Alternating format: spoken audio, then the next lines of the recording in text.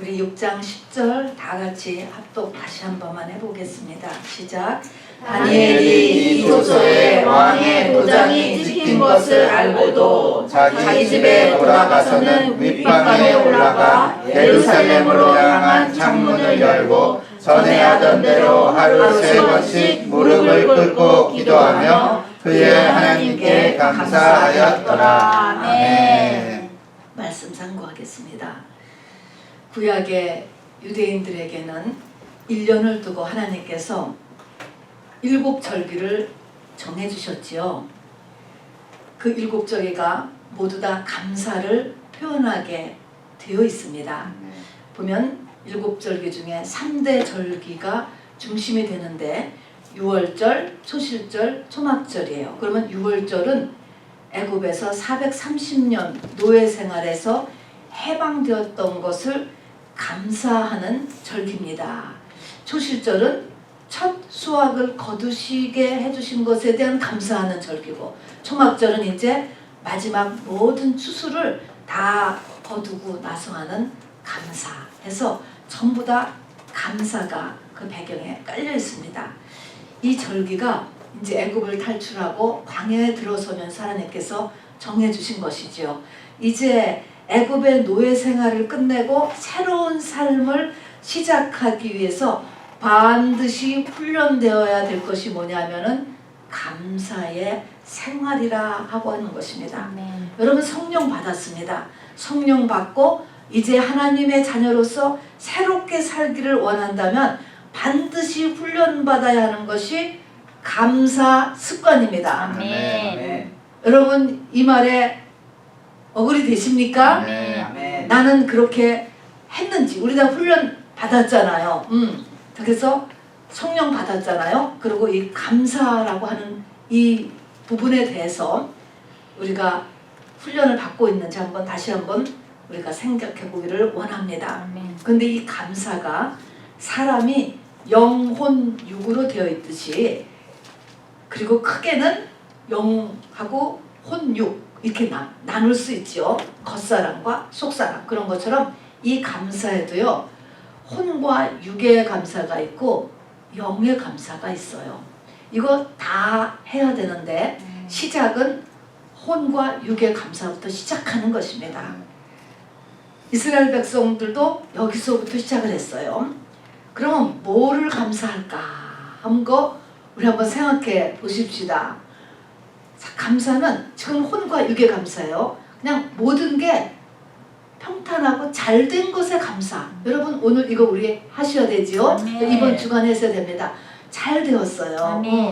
평탄했어요. 감사합니다. 두 번째는 나면 없는데 나한테 있는 것, 이것에 대한 감사를 꼭 훈련해서 하셔야 됩니다. 송명이 신같이 천신마비지만 하나님의 세계를 남보다 더 안 것에 대한 감사였잖아요. 남이 없는 것, 나한테 있는 거. 여러분 이거 감사해야 됩니다.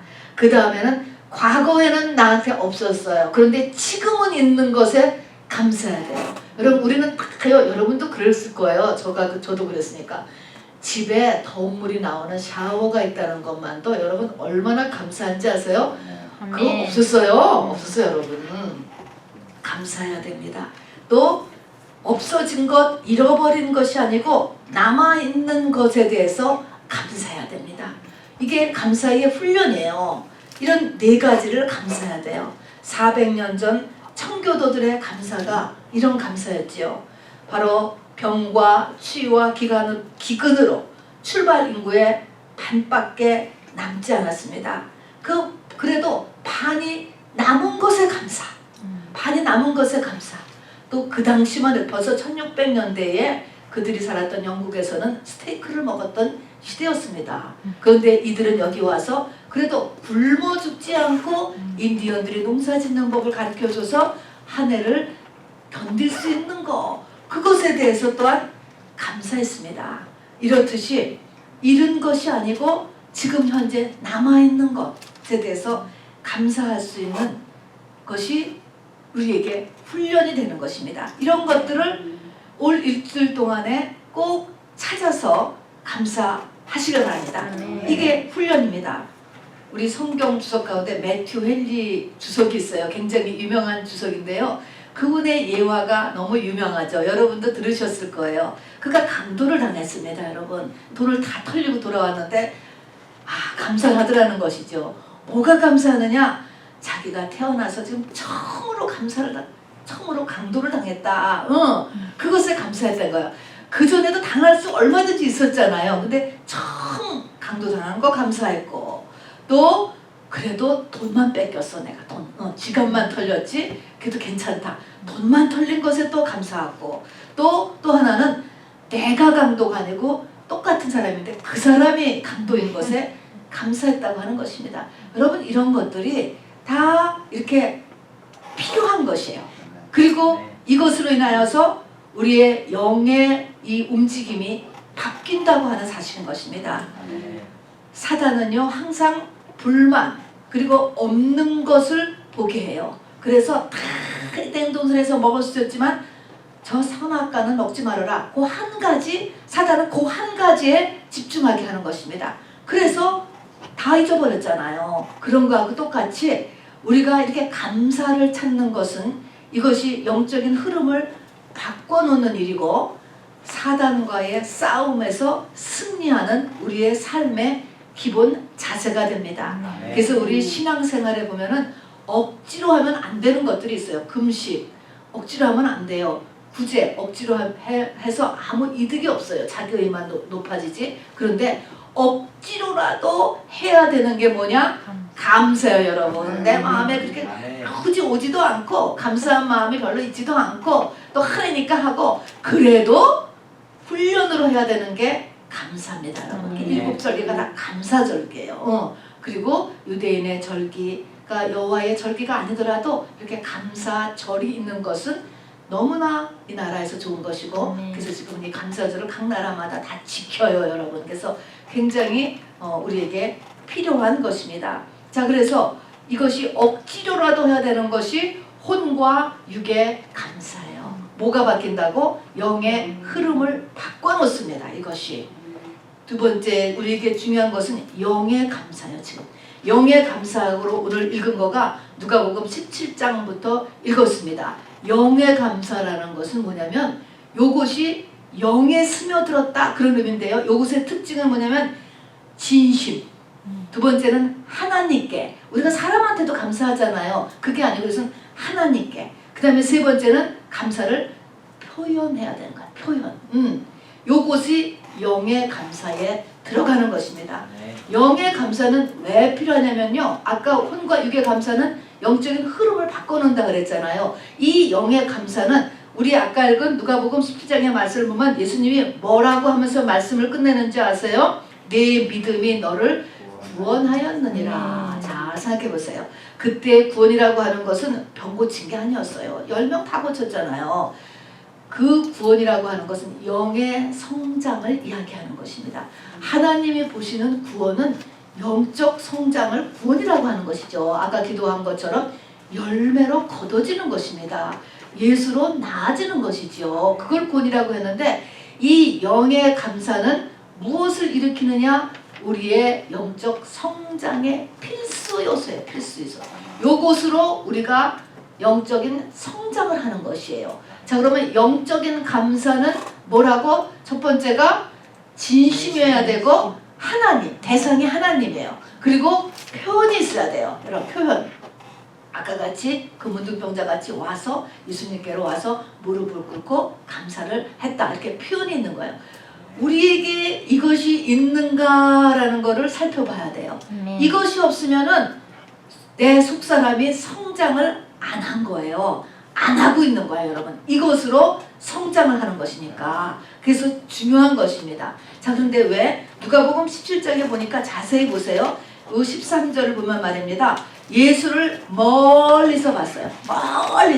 멀리서 보고 소리를 높여 외쳐서 예수여 우리를 불쌍히 여기소서 이렇게 얘기했잖아요. 자, 멀리서 있다라고 하면 이 사람들 생각에 이제 예수님이 자기들 이렇게 확신하게 지금 10명쯤이 뭉쳐 있으니까 얼굴을 못 볼 거 아니야. 자세히 내가 누군지 모를 거 아니에요. 잘 모르고 몇 명인지도 모르고 내 얼굴도 잘 모르겠지. 근데 예수님은 딱 10명이라고 알잖아요. 근데 이렇게 멀리서 있었다는 거니까 아이 나를 모르겠지 이렇게 생각하고 예수님이 얼굴을 맞대고 안수기도를 해주지를 않았어요. 그냥 멀리서 외치면서 제사장에 가서 너희 몸을 보이라 이렇게만 말씀을 하셨어요. 그랬더니 이 열문둥이가 그 말을 따라서 가서 제사장한테 몸을 보이려고 가는데 그러니까 사람을 또 안 만난 거야. 제사장은 또 안 만났어요. 그러니까 누군지 모르는 거야 지금 자기가. 근데 가는 중간에 문둥병이 나았단 말입니다. 자, 그러면 요 시츄에이션을 잘 보시면은요, 요 사람의 입장에서 보면은 지금 병은 고쳤지만 요것에 대해서 감사를 안 해도 될 것 같잖아요. 누가 고쳤는지 모르잖아 지금. 자기 신분이 드러나지 않지 않습니까? 드러나지 않을 수 있잖아요. 멀리서 봤으니까. 그러니까 9명이 다 그냥 가버린 것입니다, 여러분.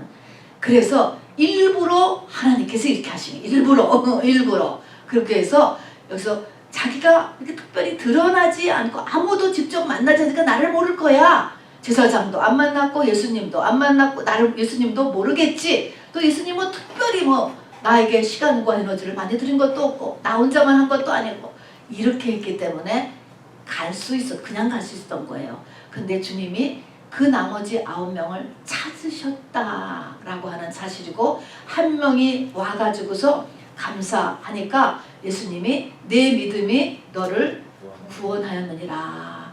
영적 성장이 이루어졌다는 것입니다. 예수님의 목적은 뭐라고요? 영적 성장을 이루는 것입니다. 아멘. 자, 여러분, 그래서 이걸 보니까 이것이 감사인데 이 영의 감사는 이것이 바로 영이고요. 이것이 바로 믿음이에요. 믿음. 시편 100편 4절에 보면 감사함으로 성전 문에 들어간다 그랬죠. 내가 진정으로 감사함으로 하나님의 이 문에 점점 영적으로 성장하게 된다라고 하는 것이죠. 우리 지난 주일에요. 영적인 감사, 진짜 감사는 뭐에서 기인한다고 했는지 기억나세요? 옥합 사건을 기억해 보세요. 뭐에서 일어나죠? 감사는 죄사함의 열매라고 그랬죠. 자, 죄사함은 감사를 일으키는데 요 감사와 믿음이 같은 것입니다, 여러분. 감사합니다. 이거 같은 것입니다. 자, 눈 뜨세요. 눈을 감고 있으면 여러분 말이 들리는 것 같지만 안 들려요, 여러분. 영이 들어가야 되는 거예요. 그러니까 저를 꼭 보셔야 됩니다. 자, 그래서 이렇게 영적 성장은 하나님께 대한 감사로 이루어진다. 이거 얼마나 중요한 팩트예요, 여러분. 그냥 절대로 스쳐 지나갈 수 없는 것이에요. 나에게 하나님께 대한 감사가 없으면 안 큰다 이 말입니다, 여러분. 성경이 지식에만 남아있게 되는 거예요. 내 영혼에 하나도 유익함이 없단 말입니다. 자, 그래서 오늘은 이런 원리를 나놓고 이 환난 시대에 믿음의 최고의 고지에 이른 사람이 있습니다. 환난 시대. 성경이 그 종말론이 구약에서는 다니엘, 신약에서는 요한계시록이잖아요. 구약의 이 사람을 통하여서 바로 이 환난 시대 믿음의 고지에 대해서 보여주고 있습니다. 우리가 구약의 먼저잖아요. 자, 그러니까 누구라고요? 이름이 다니엘 선지자입니다. 그래서 오늘 환난 시대의 믿음의 고지에 이른 실제 인물이에요. 그 인물의 모습을 찾아보는 것입니다. 그래서 같이 메시지를 나누고 같이 은혜를 나누고자 합니다. 우리가 시대가 세 시대로 된다고 그랬죠. 어떤 시대? 맨 처음에 율법 시대, 그 다음에 은혜 시대, 그 다음에 환난 시대. 이 환난 시대는 역사적인 환난 시대 우리가 지금 접어들었는데 접어들기 시작했는데 역사적인 것만으로 끝나지 않아요. 한 개인에게도 똑같이 다 역사하는 거예요. 그러니까 환난 시대 그러면 나하고는 상관없다 하지 않아요. 태어난 사람은 다 이 사이클을 겪고 가는 거예요. 환난 시대를 다 겪게 되기 때문에 이 환난 시대에 대한 이 나의 준비는 우리가 다 같이 배워야 되는 것입니다.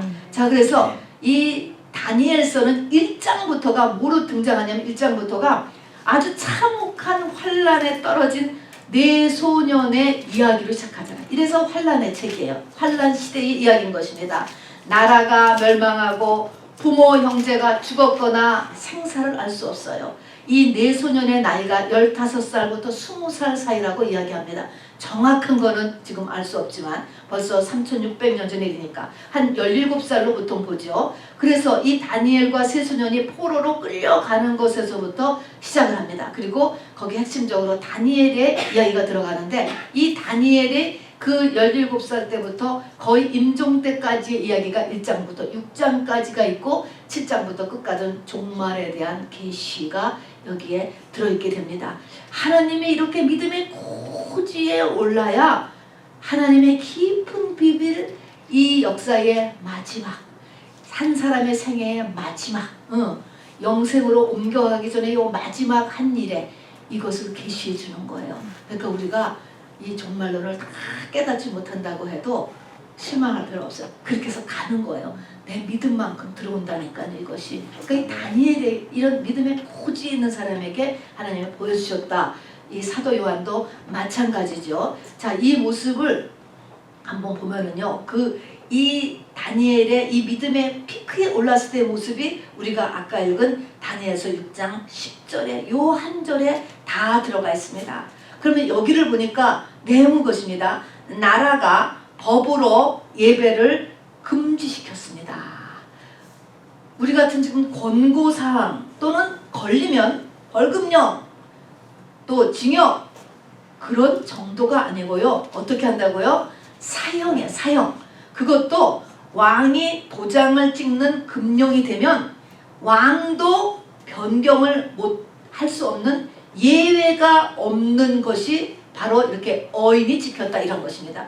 예외를 둘 수가 없는 거예요. 왕도 예외를 둘 수가 없어지는 거가 이렇게 왕이 금령으로 선포한 것입니다. 그래서 예배를 지금부터 금지시켰어요. 금지, 완전 금지시켰다. 그런데 엄청난 유혹이기도 하고 조건이 있어요. 항상 그런 게 아니고 30일.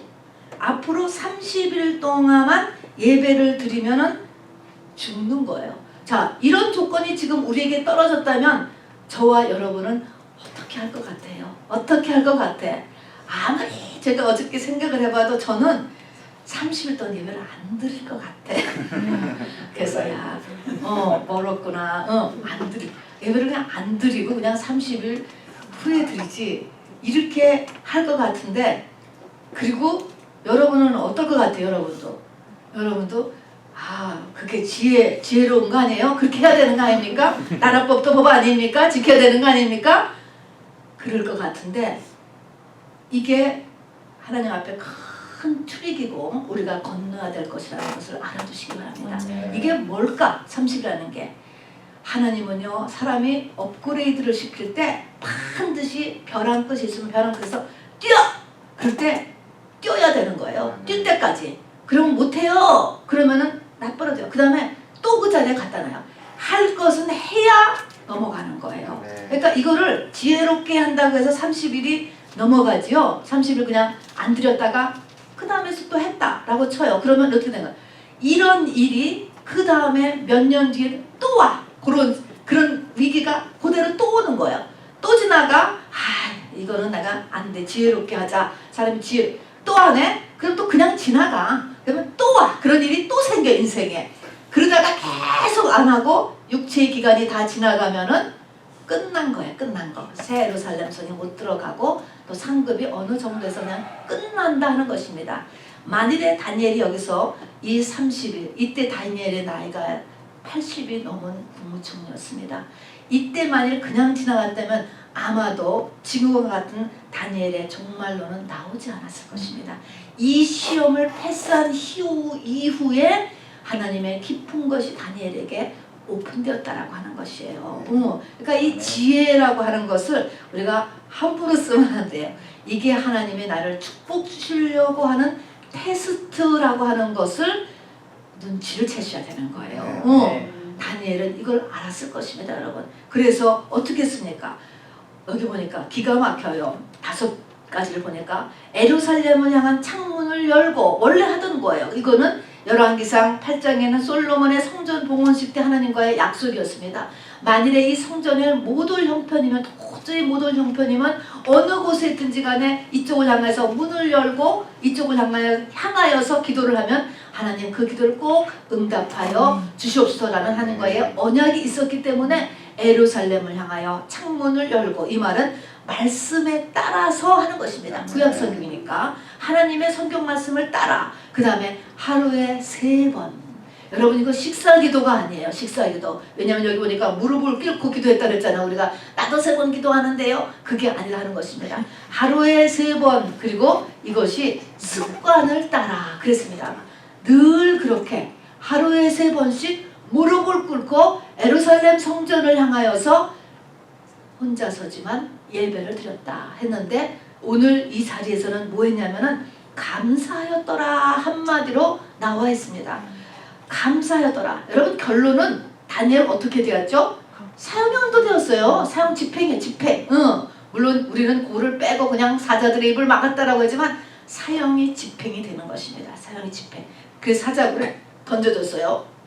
그러면 이때 뭐를 감사했는가를 굉장히 따져요. 사람들이 뭐를 감사했을 것 같아요. 여러분 이거는요 어떤 아이템이 아니에요. 무엇을 감사했대? 감사했던 아이템을 감사하는 게 아니고 다니엘의 믿음의 상태예요. 이거는 믿음의 모습인 것입니다. 마치 젖먹이가 어머니 품에 안겨있든가, 신부가 완전한 신랑에게 의지하고 신뢰하는 모습이에요. 감사잖아요. 그 상태를 이야기하는 거예요. 완전히 하나님을 신뢰하고, 신뢰죠. 뭐 하나님 품에 있는데 뭐 문제가 될 게 없다. 깐난이가 뭘 모르잖아. 아무것도 모르잖아.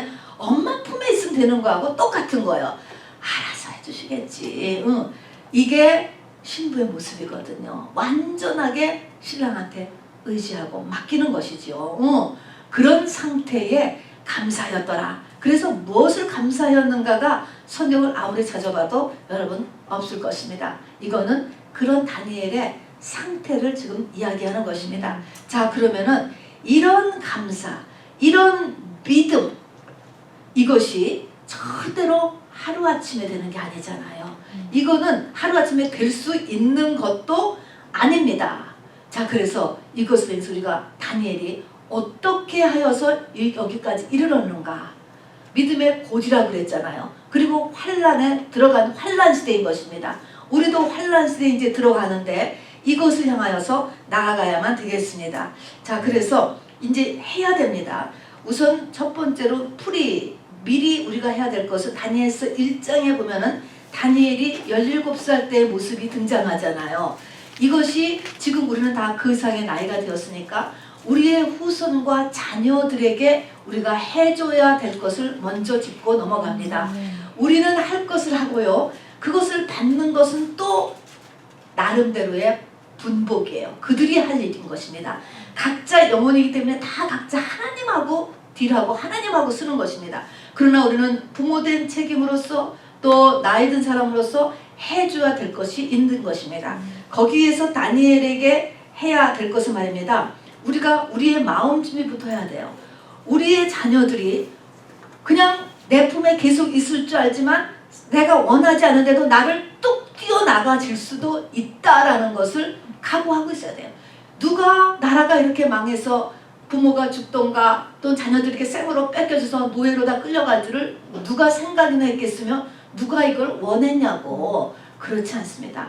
우리의 앞길에서 내 자녀를 내가 끝까지 키울 수 없다라고 하는 사실을 마음에 각오하셔야 돼요. 이거는 책임 내가 못 지는 것입니다. 그래서 있던 동안에 우리가 할 수 있는 데까지 하는 것이에요. 그래서 맨 처음에 보니까 이 다니엘이 잡혀갈 때, 다니엘과 세 친구가 이 생이별에서 잡혀갔을 때 첫 번째 하는 것은 뭐냐면 하나님에 대한 것을 할 수 있는 대로 애한테 알려주는 것입니다, 여러분.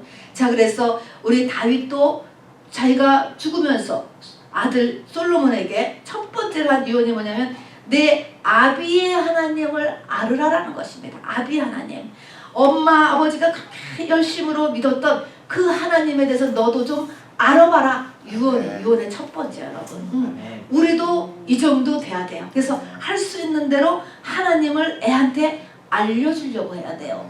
그리고 두 번째는요, 하나님을 알기 위해서 반드시 해야 될 것이 뭐냐면 세상을 그냥 쫓아가면 안 되는 거예요. 안 되나? 세상에 대해서 네가 금을 글 줄 알아야 돼. 어느 것은 안 해야지 이 하나님을 알 수 있지. 세상에 금을 긋지 않고 세상에 하는 대로 다 쫓아가면 절대로 하나님을 알 수가 없게 돼 있어요. 그래서 다니엘서 1장에 보면은 우상에게 바쳤던 제물을 안 먹는다. 다니엘이 이것을 딱 결단했잖아요. 자, 그래서 금을 긋는 거야.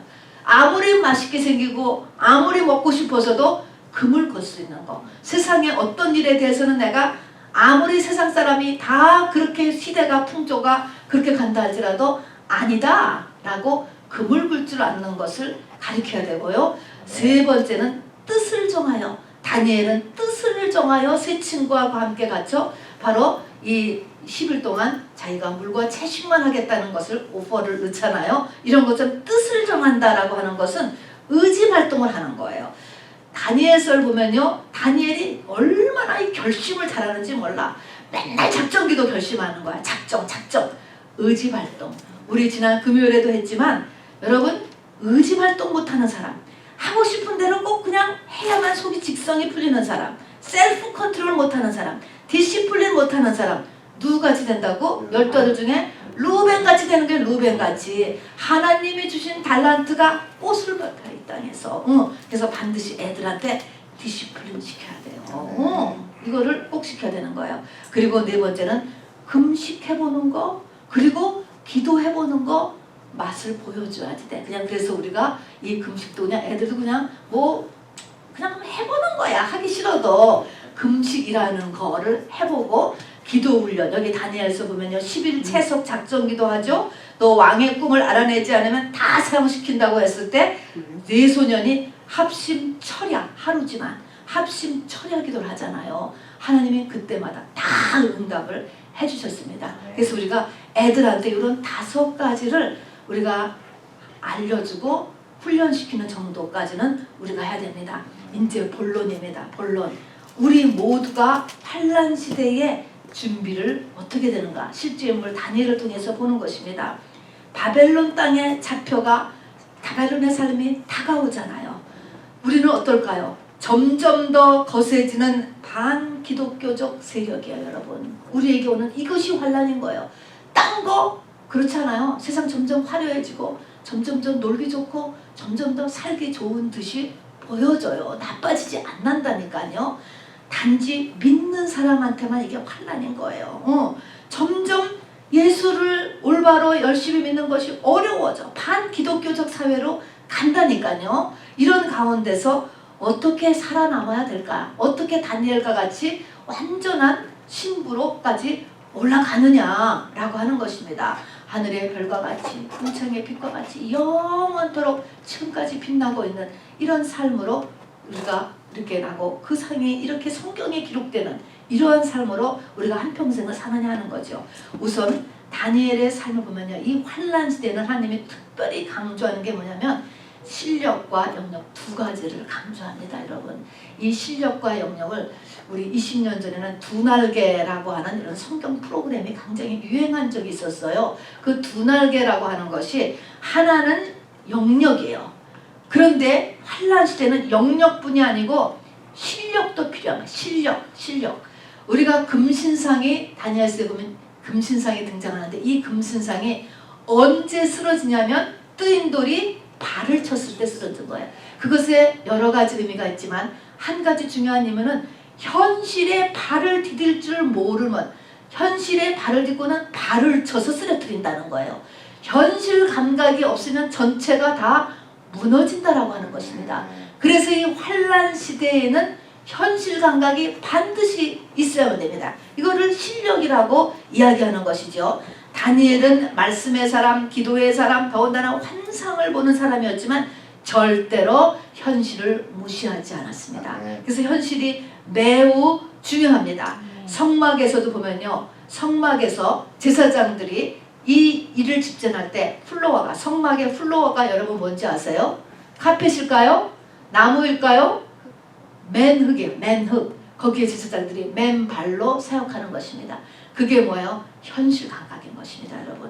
그래서 이 현실 감각, 공중누각, 뜬구름 같은 사람, 현실 감각력이 없는 사람, 판타지 속에 사는 사람, 이거 안 되는 거야. 그러니까 역시 또 이걸 알고 마귀는 지금 자녀들 전부 다 지금 판타지로 들어. 판타지, 게임, 뭐 영화, 비디오 다 이게 환상 속에서 세월을 다 보내. 거기에 에너지를 다 뺏기고 있어요. 이런 거에서 반드시 현실 감각 나가서 일단 받아와야 돼요. 그렇게 이런 식으로 그거 갖고 먹고 살게 해야 돼요. 이런 훈련 시켜야 되는 것입니다. 그래서 이 현실 감각이 없으면 안 된다. 그래서 세상을 살 수 있는 실력을 준비해야 됩니다. 이 다니엘을 보면은 말입니다. 얼마나 이 실력이 출중했는가 보니까 이 다니엘이 4왕을 거쳐요. 바벨론의 느부갓네살 왕 때 잡혀와서 벨사살 왕을 거치고 그 다음에 나라가 메대로 바뀌어서 메대의 다리오 왕이 바꾸고 그 다음에 페르시아가 된 다음에 고레스 왕 4왕을 거치는데 많은 경우에는 왕이 바꾸면 그에게 충성했던 사람이 다 같이 죽임을 당하는데 이 다니엘이 끝까지 4왕 자기의 수명이 닿을 때까지 살 수 있었던 것은 다니엘의 실력이 굉장했다라고 하는 사실인 것입니다. 실력. 뭐든지 정말 잘한다. 그러면 어디에 가서든지 쓸모가 쓸모가 있어야 돼 사람이. 빵 하나를 만들어도 정말 최고로 잘 만든다. 구두수선 저 사람은 진짜 잘한다. 실력이 이것이 바로 이것을 해줬고요. 이 다니엘을 보니까 4왕도 거쳤지만 나중에 지금 이 다니엘서 6장 일어났을 때 상황은 이때 120명의 그 메데파사가 지배했던 나라를 120으로 잘라가지고 120명을 통해서 통치했는데 그 중에 3명의 대표 총리를 뽑았는데 그 중에 다니엘이 들어갔어요. 그 3명 중에 또 1명을 뽑는다는 거야. 그것에 왕이 다니엘을 마음에 두고 있었다는 거야. 그것 때문에 시기를 받은 거야. 그래서 지금 사자굴에 던져나는 일이 일어났던 것이거든요. 그러니까 거의 왕의 대행만큼 이 다니엘이 뛰어났다라고 하는 사실인 것입니다. 그러니까 이것이 실력이죠. 엄청난 실력파인 것입니다. 뿐만 아니라 여러분 실력하고 그 다음에 쫓아가야 될 것이 뭐냐면 대인관계예요. 대인관계. 여기 보니까 다니엘은 유대인이잖아요. 유대인의 풍속 중에서 10대까지를 자라났습니다. 바벨론 풍속이 유대인하고 또 굉장히 달라요. 메데 파사 페르시아의 문화가 또 바벨론하고도 굉장히 다르대요. 굉장히 다른 사람들이에요. 이런 왕과 그 고관들 사이에서 견뎌냈다. 다른 문화 속에서 견뎌냈다. 여기에서는 엄청난 지혜와 겸손이 필요한 거예요. 이렇게 다른 사람한테 자기를 주장하지 않고 상대방을 인정하면서도 서로 살 수 있다라고 하는 것은 이거 굉장한 이 대인관계 술이 필요한 것입니다. 여기 나중에서 보니까 이 모함을 받을 때 모함을 하려고 하는데 이 모함을 하기 위해서 막 찾는데 보니까 그가 다니엘은 충성되며 아무 흠도 없고 아무 그릇됨도 없고 아무 허물도 없었다. 굉장하지 않습니까? 이 사람들이 다니엘을 모함하기 위해 찾는데 4가지가 아무것도 안 걸리는 거예요. 사생활이나 공적생활이나 하나도 험잡을 게 없는 삶. 이거 정말 비리라고 하는 것이 하나도 없다 라고 하는 것은 놀라운 삶이에요. 자, 그런데 이런 것이 어떻게 되었을까? 어떻게 그러니까 성경에 보면은 완벽한 사람의 모형이 다니엘이거든요. 이 다윗은 실수가 많지요. 근데 다니엘은 실수가 없어요. 보면은 완벽한 사람인데 이것이 어떻게 됐느냐라고 하는 것을 보면요. 다니엘서 보면은 그게 깔려 있어요. 1장 20절에 보면은 이 다니엘이 맨 처음에 세 친구들하고 같이 10일 동안 우상제물을 안 먹겠다고 채식했을 때 그거 끝나자마자 하나님이 뭘 주셨냐면 지혜와 총명을 다른 애들보다 10배를 더 주셨다는 것입니다. 그래서 왕궁대학교에 다녔는데 왕궁대학교 학생 가운데 다른 애들보다 10배나 똑똑했습니다. 얘네들이.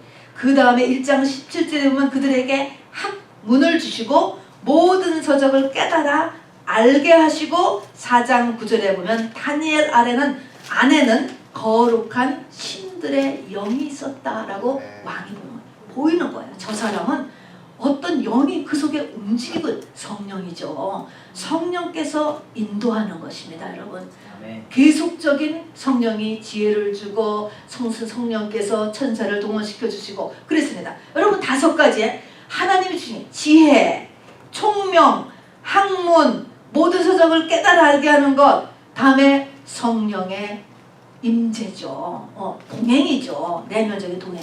이런 것들이 다니엘을 세상에서도 뛰어나게 했다는 것입니다. 그러니까 우리가 하나님을 잘 믿으면 세상에서도 잘 돼야 돼요? 못 돼요? 잘 되는 거예요, 여러분. 네. 당연히 이렇게 해서 그 나라의 세계 당시의 패권국의 왕과 같은 위치에 올라갔으니까 잘 되는 것이 당연하고 올바른 거예요. 자, 그래서 다니엘이 이런 현실적인 실력의 면에서도 뛰어났다. 이게 있어야 환란 시대를 여러분 견뎌요. 그래서 이 환란 시대의 종이 느헤미야도 높은 고관이었습니다. 에스더 외모지만 뛰어났어요. 이렇게 뭔가 세상적인 실력을 갖는 것이 중요합니다. 이런 준비를 하셔야지 돼요. 그 다음에 이제 영적 생활이에요. 영적 생활에서는 3가지가 꼭 필요하죠. 말씀과 기도와 신앙 공동체입니다. 자, 말씀은 우리가 다 알아요. 말씀, 기도, 교회 다 아는 거예요. 그러나 어떤 말씀, 어떤 기도, 어떤 공동체냐라는 게 중요하죠. 어떤 말씀을 가졌냐면 우리 지난번에 하박국서를 공부했어요. 그게 종말에 해야 될 일이거든. 종말에 너는 말씀을 달려가면서도 읽을 수 있게 새겨라 그랬습니다. 어디다 새기는 거라고요? 마음밭에. 그냥 이 마지막 때가 되면 엎어치고 자쳐치고 뒹굴고 거꾸로 치고 막 이 파도와 풍랑이 팍 치는데도 꼼짝 않고 있는 말씀. 요런 말씀이어야 되는 거야. 우리가 지식으로 듣는 말씀은 보세요. 무슨 일 닥치면 하나도 적용도 안 되고 다 잊어버리잖아요. 그런 말씀이 아니고 내 마음, 내가 죽기 전까지는 내 속에 그냥 그대로 있는 거야. 그렇게 말씀 새기라는 거예요.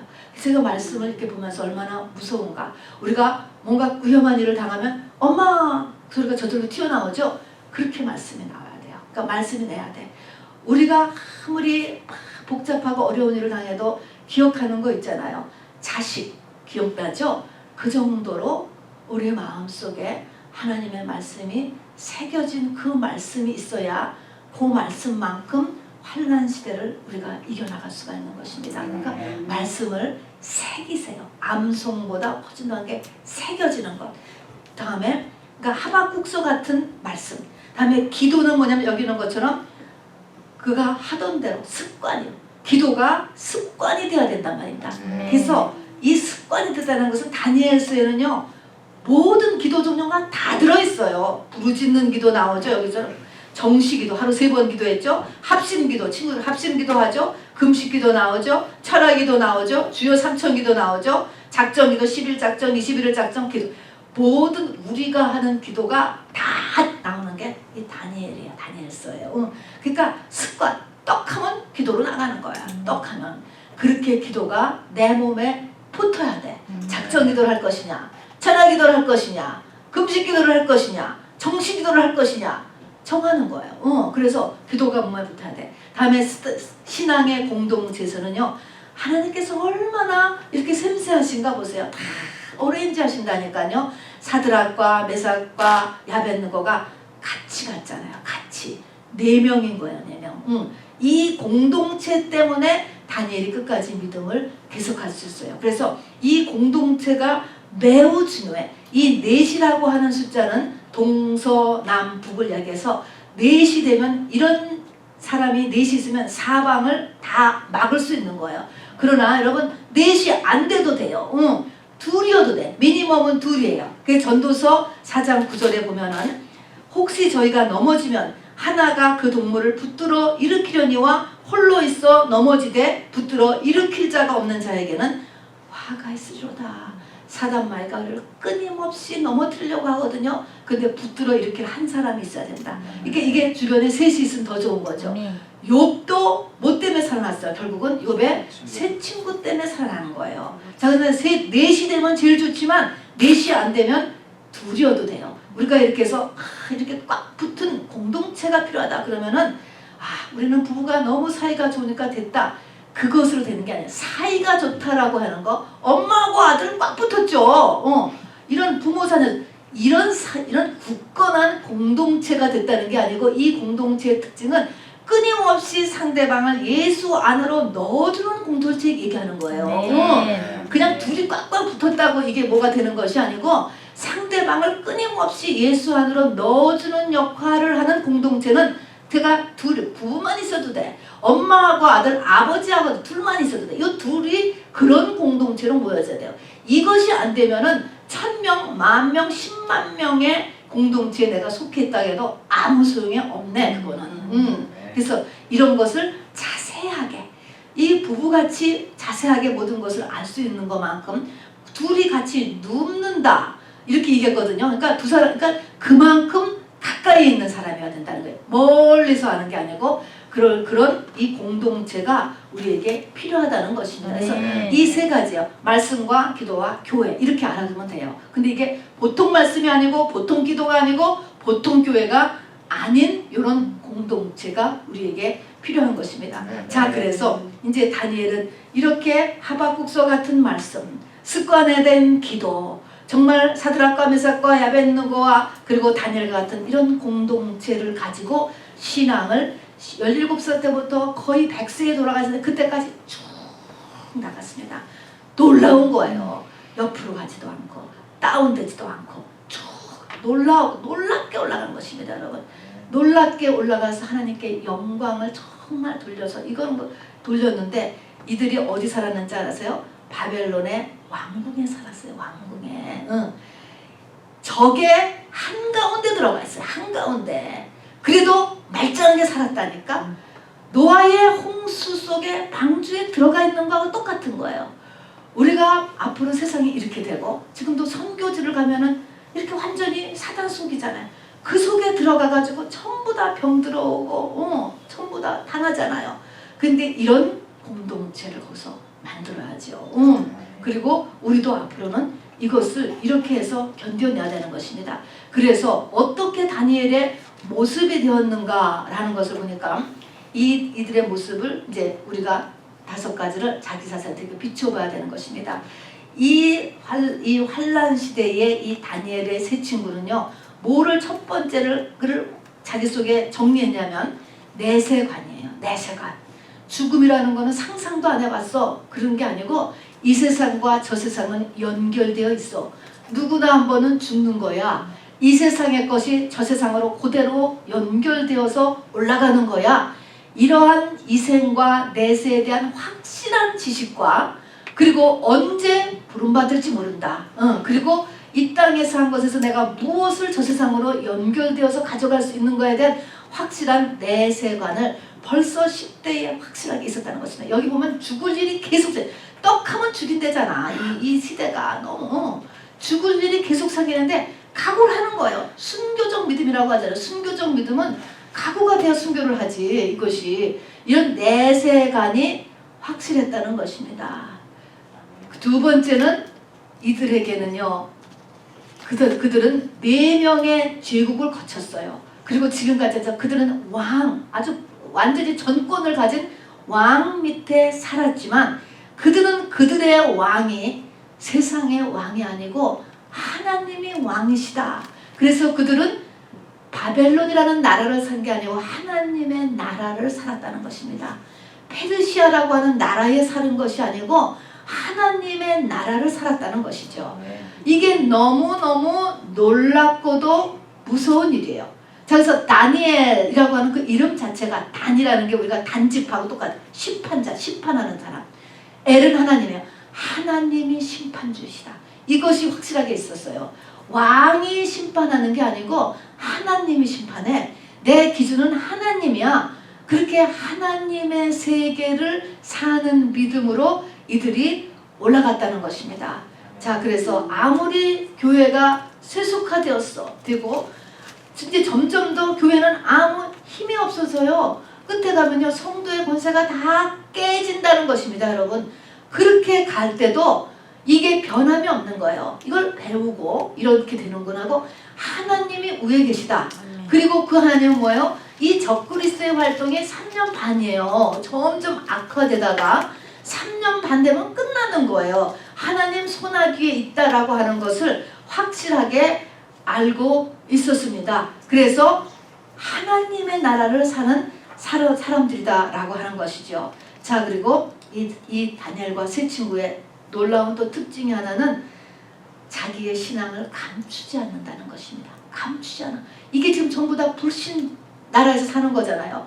이것에서 조금 더 기회를 보기 위해서 조금 더 피해를 덜 받기 위해서 자기의 신앙을 감추는 경우가 대부분이야. 점점 더 신앙을 감출 거예요. 그런데 이 다니엘과 세 친구는 신앙을 안 감췄어요. 안 감췄기 때문에 믿음이 계속 업그레이드가 되는 것입니다. 왜 그러냐면 마태복음 10장 32절에 보면 누구든지 사람 앞에서 나를 시인하면 나도 그를 시인하려니와 누구든지 사람 앞에서 나를 부인하면 나도 그를 부인하리라. 내가 나는 그렇게 열심히 안 믿는 척 그래서 너희들하고 똑같은 사람이니까 나도 껴줘. 왕따시키지 말고 이런 식으로 끼어들어가면 어떻게 되는 거예요? 하나님도 그렇게 만들어주는 거예요. 그럼 그렇게 너무 믿음 떨어져. 믿음은 감추고 있으면 안 되는 거예요. 하나님이 아시지. 하나님이 아시는 게 아니고 성경에 그렇게 아니고 네가 믿음을 감추면 그 감춘 만큼 그렇게 해준다라는 게 하나님의 말씀이에요. 그래서 이게 자기의 믿음을 그냥 공개하라니까 지금 하다못해 모슬렘도 믿음을 공개하는데 왜 크리스찬은 믿음을 공개 안 합니까?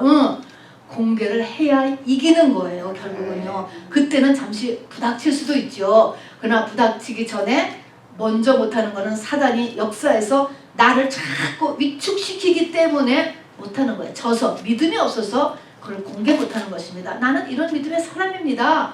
얘기하셔야 믿음이 큰 것입니다. 자 그래서 이제 세 가지 있습니다. 다니엘과 세 친구의 믿음은 확실한 내세감. 두 번째는 뭐예요? 하나님의 나라로 사는 거예요. 하나님의 나라로 살아요. 하나님의 법에 따라서 하나님을 심판주로 삼고 사는 거예요. 그 다음에 믿음을 감추지 않는 사람을 사는 거예요. 우리가 이렇게 올라가야 돼요. 마지막으로 한 가지가 뭐냐면 다니엘은 이렇게 완벽한 사람으로 살았는데 다니엘이 평생에 포기한 게 한 가지 있었습니다. 뭐죠? 환관이었습니다. 여러분 이 바벨론이라고 한 나라가 당연하죠. 호락호락하게 남의 나라 더군다나 이 식민지 나라 포로 나라 애들을 잡아다가 장관시킬 것 같아? 어림도 없지. 계산을 다 하는 거지. 그래서 다 결혼을 못하게 만들었죠. 그래서 다니엘의 생애는 이성과의 관계라든가 가정생활이 없는 것입니다. 여러분 이게 보통 일이 아니죠. 그것을 이렇게 포기하고 살았습니다. 자 그래서 이런 것들을 보면은 사도 바울, 신약의 사도 바울도 그것이 무언지는 정확히 얘기하지 않았지만 자기에게 육체의 가시가 있다 이렇게 얘기했잖아요. 육체의 가시.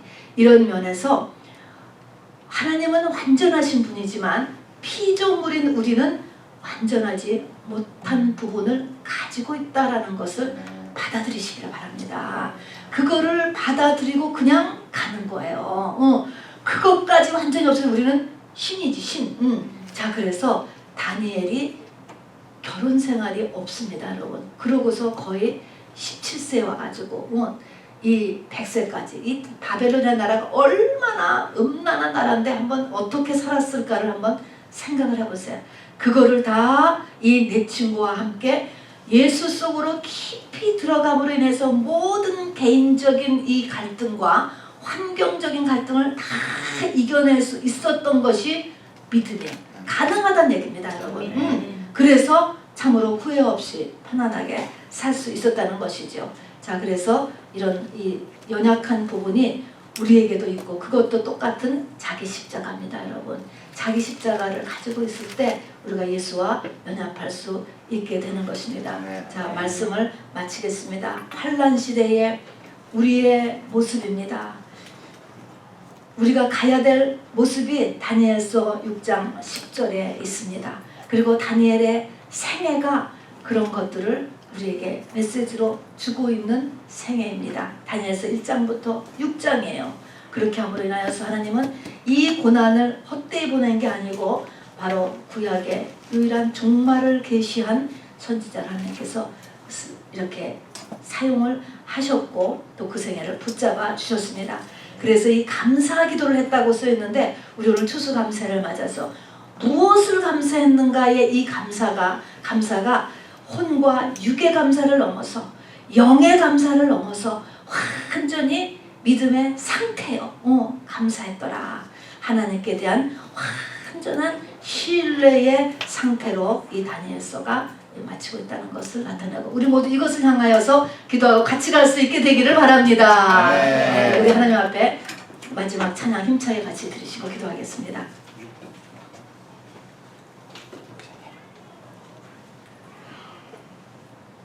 우리 아이들 특별 활동을 잊었군요. 네.